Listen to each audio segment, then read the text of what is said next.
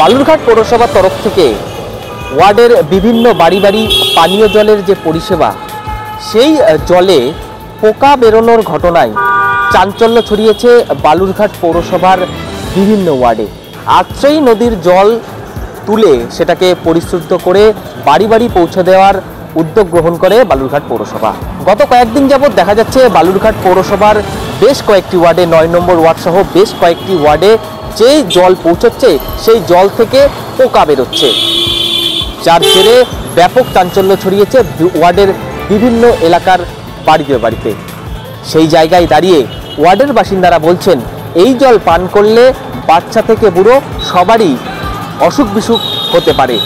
যদিও পৌরসভার তরফ থেকে বলা হয়েছে এখনো পর্যন্ত তাদের কাছে লিখিত কোনো অভিযোগ আসেনি, অভিযোগ এলে বিষয়টা খতিয়ে দেখা হবে। এই পানীয় জল পরিষেবা কবে স্বাভাবিকভাবে বালুরঘাট পৌরসভার বিভিন্ন ওয়ার্ডে ওয়ার্ডে পৌঁছায় সেদিকেই নজর থাকবে।